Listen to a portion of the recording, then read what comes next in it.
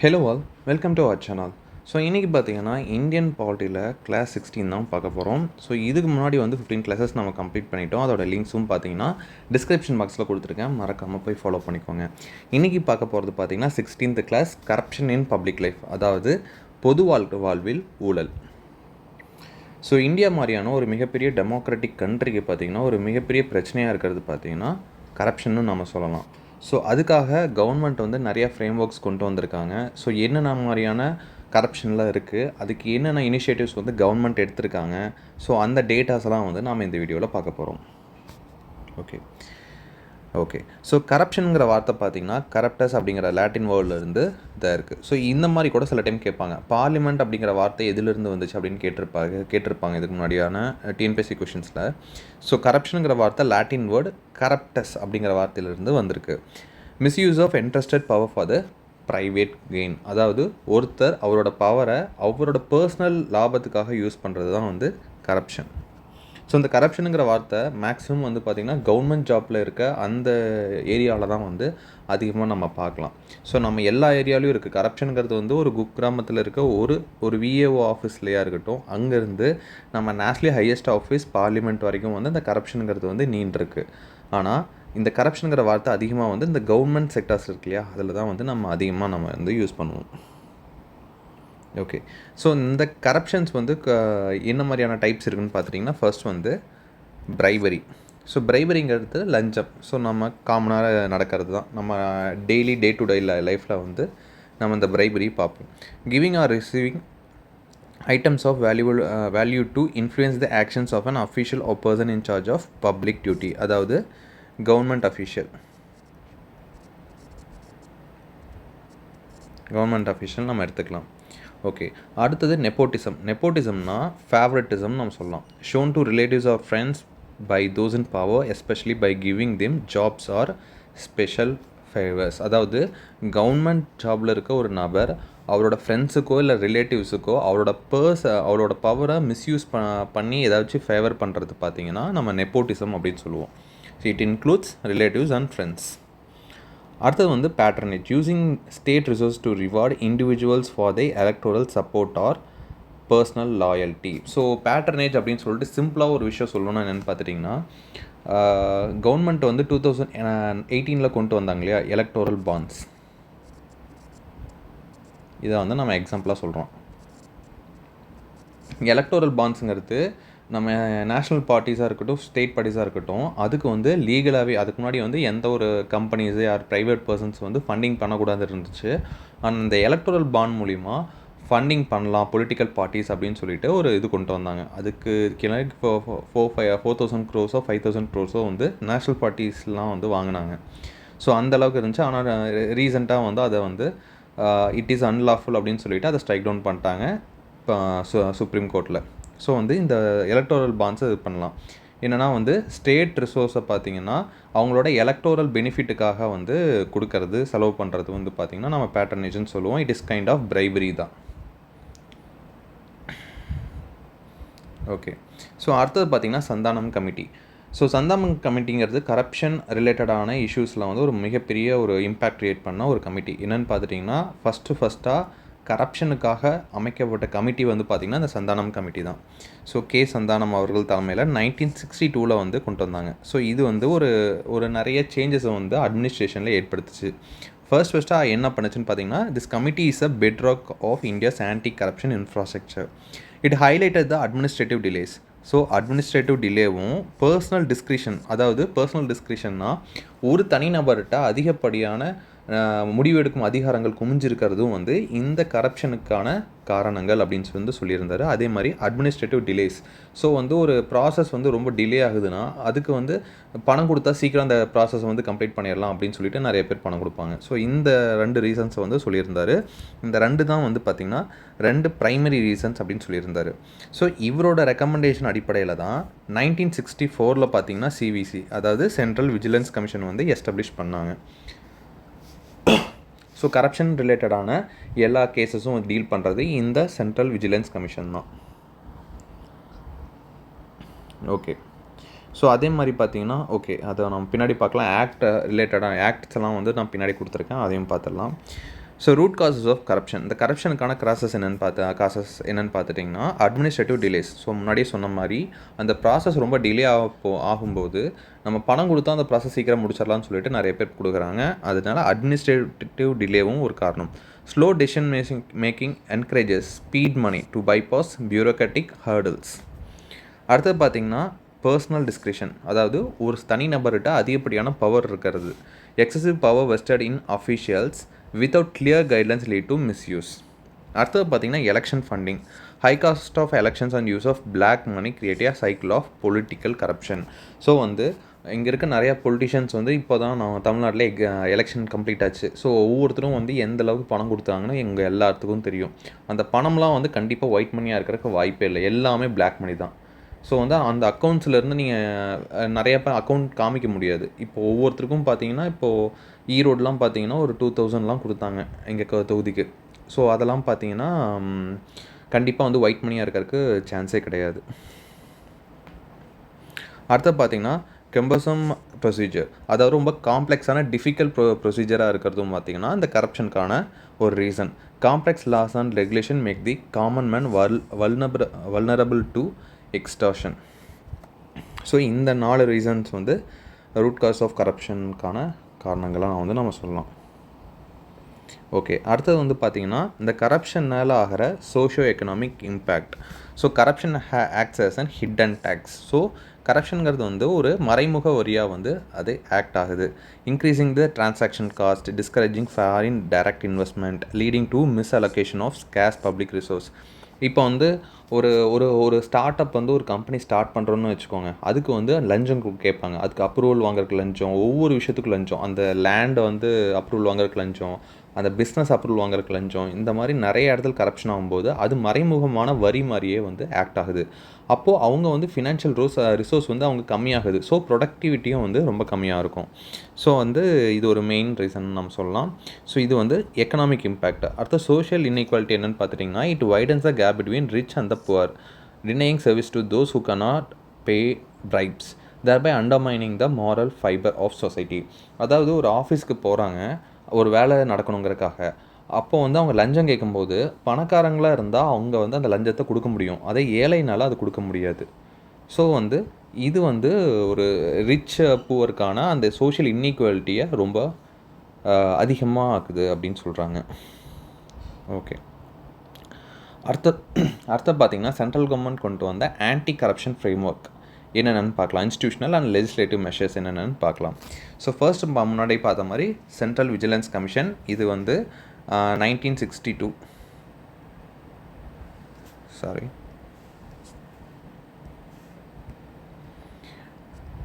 1962 பார்த்தீங்கன்னா Santhanam committee. So இப்போ தான் பார்த்துட்ருந்தோம். சந்தானம் கமிட்டியோட ரெக்கமெண்டேஷன் அடிப்படையில் தான் 1964 பார்த்தீங்கன்னா எக்ஸிக்யூட்டிவ் ரெசல்யூஷன் மூலிமா பார்லிமெண்ட்டில் சிவிசி எஸ்டாப்ளிஷ் பண்ணாங்க. CVC is apex vigilance institution, அதாவது அப்பெக்ஸ் விஜிலன்ஸ்னால் top most vigilance institution in India, free from control of any executive authority, monitoring all vigilance activity under the central government. So இதுக்கு control பண்ணுற body தனியான எந்த பாடியும் கிடையாது. Central கவர்மெண்ட்டுக்கு கீழே ஃபுல் அத்தாரிட்டியோட இந்த மாதிரி கரப்ஷன் ரிலேட்டடான கேசஸை என்கொயர் பண்ணுறதுக்கு ஃபுல் அத்தாரிட்டியோட இயங்குது. ஸோ இது பார்த்தீங்கன்னா 1964 எக்ஸிக்யூட்டிவ் ரெசல்யூஷன் மூலிமா எஸ்டாப்ளிஷ் பண்ணாங்க. இதுக்கான ஸ்டாட்யூட்ரி ஸ்டேட்டஸ் இருக்கு இல்லையா, அதாவது தனித்து இயங்குறதுக்கான ஸ்டேட்டஸ் பார்த்தீங்கன்னா 2003 கொடுத்தாங்க. It oversees the CBI and acts as a designate for whistle blower protection mechanism, PIDPI. So இந்த பிட்பி பார்த்தீங்கன்னா 2014 கொண்டு வந்தாங்க. என்னென்னு பார்த்துட்டிங்கன்னா ஒவ்வொரு கம்பெனிஸ் இருக்கு இல்லையா, அந்த அண்ணா ஹசாரே ப்ரொட்டஸ்ட்டுக்கு அப்புறம் தான் இதெல்லாம் ரொம்ப ஸ்ட்ராங்காச்சு. ஆன்டி கரப்ஷன் ப்ரொட்டஸ்ட் பண்ணியிருந்தார். அதுக்கப்புறம் தான் ஆம் ஆத்மி பார்ட்டியும் 2014 அப்புறம் எஸ்டாப்ளிஷ் பண்ணி ஆட்சியை பிடிச்சிருப்பாங்க.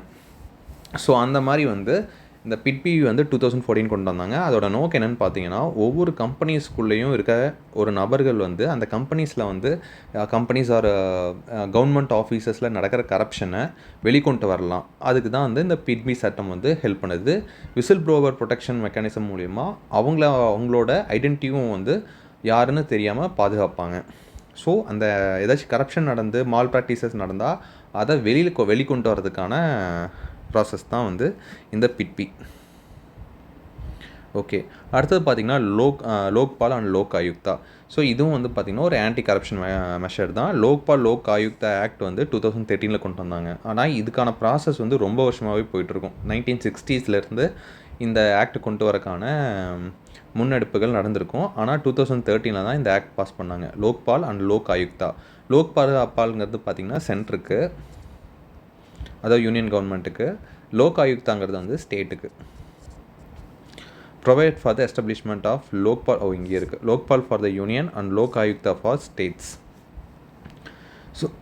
ஸோ லோக்பாலோட ஜூரிஸ்டிக்ஷன் பார்த்தீங்கன்னா, இது வந்து லோக்பால்னு போட்டுறேன். லோக்பாலோட ஜூரிஸ்டிக்ஷன் பார்த்துட்டிங்கன்னா, includes the prime minister, ministers, MPs, group A, B, C and D officers of the central government. அதாவது மேலே பிரைம் மினிஸ்டர் ஆரம்பித்து கீழே குரூப் D ஆஃபீஸர்ஸ் வரைக்கும், இந்த மோஸ்ட்டு ஆஃபீஸ் வரைக்கும் பார்த்தீங்கன்னா இந்த லோக்பால் வந்து வேலை செய்யும். ஸோ எல்லாத்தையும் என்கொயர் பண்ணுறதுக்கான அத்தாரிட்டி வந்து லோக்பால்கிட்ட இருக்குது.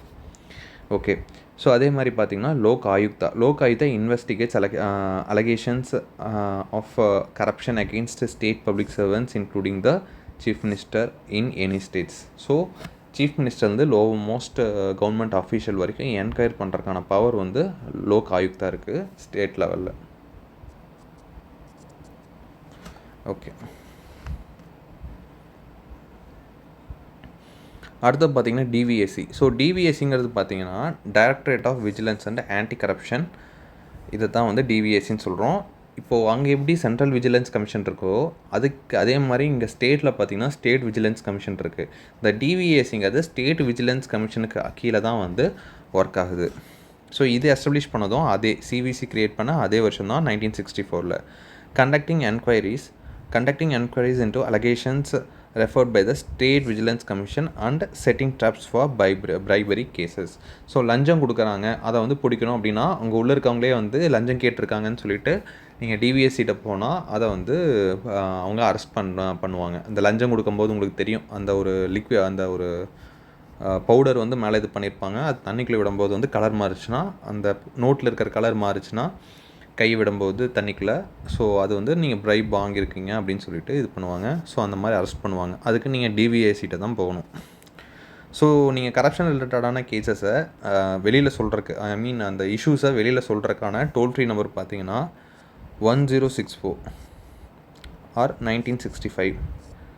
ஸோ பார்த்துட்டிங்கன்னா 1064 நம்ம க்ரியேட் பண்ண டிவிஎஸ்சி க்ரியேட் பண்ண அதே இயர் தான் 1964. அது 64 மட்டும் ஞாபகம் வச்சுக்கோங்க. 1064, அதுவே 1965. இந்த 2 நம்பருக்கும் நீங்கள் கால் பண்ணலாம்.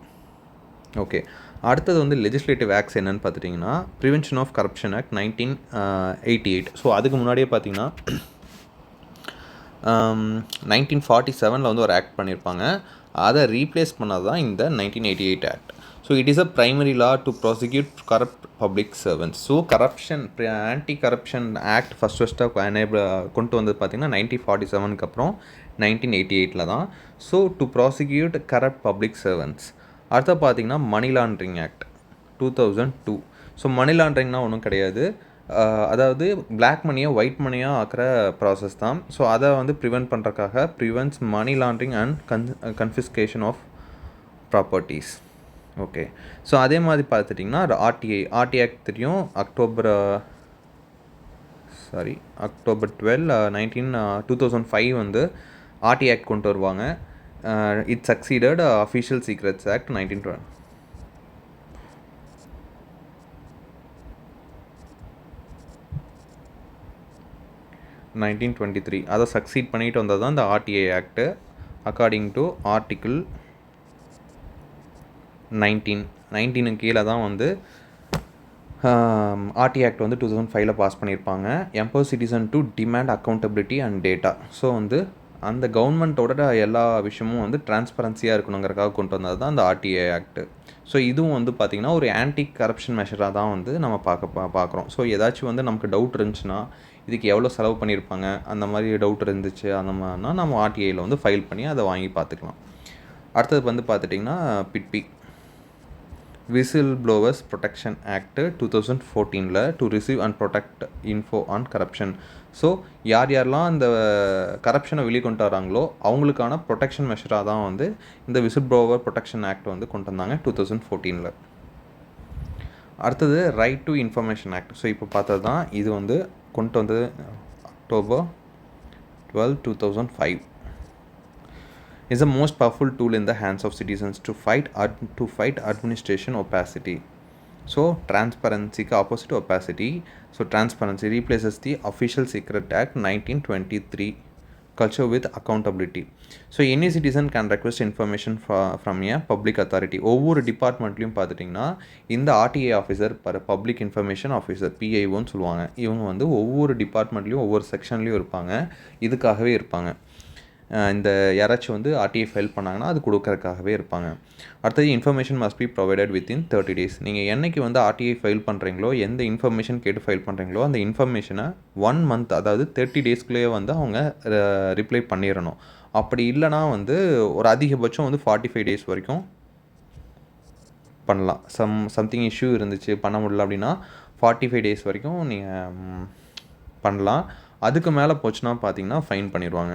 ஒவ்வொரு நாளும் வந்து அந்த அஃபீஷியல் யார் வந்து கொடுக்க மறுக்கிறாரோ அந்த அஃபீஷியல் வந்து ஃபைன் கட்டணும். இதுவே வந்து இப்போ ஒரு தனி மனித எப்படி சொல்கிறது, ஒரு தனி நபருக்கு வந்து பார்த்திங்கன்னா ஒரு அச்சுறுத்தல் அந்த ஆர்டிஐ கண்டிப்பாக வேணும்னா வந்து 48 hours வந்து கொடுக்கணும். பர்சனல் லிபர்ட்டி சம்மந்தப்பட்ட இஷ்யூவில். ஓகே. ஸோ அடுத்து பார்த்தீங்கன்னா விசில் ப்ளோவர் ப்ரொடெக்ஷன். ஸோ இப்போயே பார்த்தது தான் is an individual who exposes information or activity within a public private or public organisation that is deemed illegal, unethical and or not correct. The 2014 Act ensures protection against victimization such as dismissal or harassment of the person making the disclosure. ஒரு company இருக்குது, ஒரு private company இருக்குது, அதுக்குள்ளே வந்து இந்த மாதிரி ஒரு corruption நடக்குது அப்படின்னு வெளிக்கொண்டு வந்தார்னா அவரை வந்து பணியிலேருந்து தூக்கிறக்கோ இல்லை வந்து டிஸ்மிஸ் பண்ணுறக்கோ இல்லை வந்து ஒரு ஹராஸ்மெண்ட் ஏதாச்சும் உள்ள பண்ணுறக்கோ வந்து இந்த ஆக்ட் வந்து ப்ரொடெக்ட் பண்ணும் அந்த தனிநபரை. அடுத்த confidential identity of the whistle blower is kept confidential unless otherwise required by the court. So court வந்து அந்த நபரை பற்றி தெரியணும் அப்படின்னா மட்டும்தான் அது யாருன்னு சொல்லிட்டு வெளியில் சொல்லுவாங்க, அதாவது கோர்ட்டுக்கு சொல்லுவாங்க. ஸோ பப்ளிக்காக டிஸ்க்ளோஸ் பண்ண மாட்டாங்க. அடுத்தது கவர்னன்ஸ். ஸோ வந்து நீங்கள் வந்து ஒரு நம்ம ஸ்ட்ரெயிட்டாக வந்து பப்ளிக் ஆஃபீஸ் போய் ஒரு கான்டாக்ட் இருந்தால் மட்டும்தான் வந்து அது கரப்ஷனுக்கு வழிவகுது. அதே கவர்னன்ஸ் பார்த்துட்டிங்கன்னா இங்கேருந்து அப்ளை பண்ணுறோம், அதை அங்கே அப்ரூவ் பண்ணுறது ரிஜெக்ட் பண்ணுறது அங்கேருந்தே பண்ணுறாங்க. ஸோ அந்த மாதிரி கவர்னன்ஸ் மோடில் பார்த்திங்கன்னா இந்த கரப்ஷனுக்கான வாய்ப்புங்கிறது ரொம்ப ரொம்ப மினிமல்.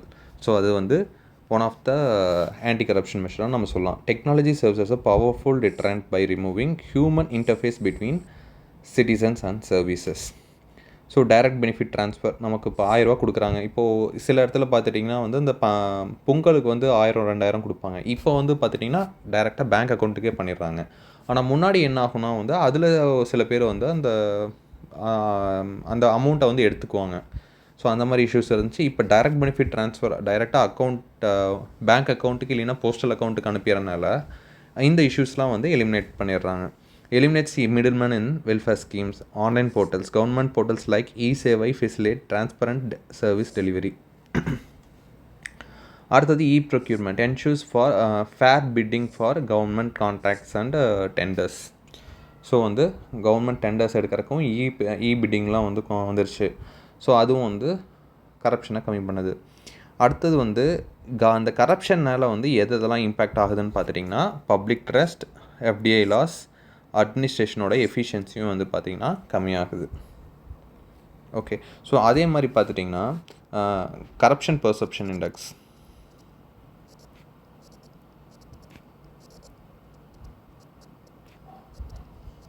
கரப்ஷன் பெர்செப்ஷன் இண்டெக்ஸ் 2025 பார்த்துட்டிங்கன்னா latest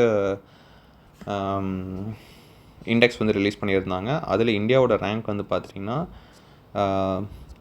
91st rank out of 182 countries. So வந்து 182ல் அப்படியே பாதி 91 அப்படின்னு ஞாபகம் வச்சுக்கோங்க. இந்தியாவோட ரேங்க்கு ஸ்கோர் பார்த்துட்டிங்கன்னா 39 அவுட் ஆஃப் 100. ஓகே. ஸோ அவ்வளோதான்.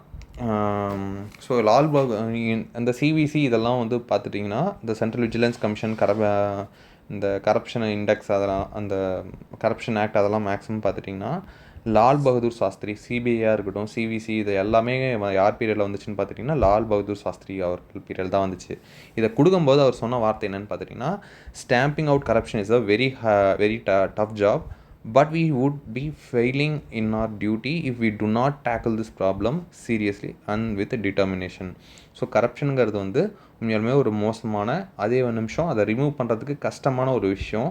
பட் அதை நம்ம ஃபெயில் ஆனோம்னா வந்து அது வந்து தப்பாக முடியும் அப்படின்னு சொல்லியிருப்பார் லால் பகதூர் சாஸ்திரி அவர்கள். ஸோ அவ்வளோதான். ஸோ கரப்ஷன் பற்றின நம்ம ஃப்ரேம் ஒர்க்ஸும் வந்து இவ்வளோ தான்.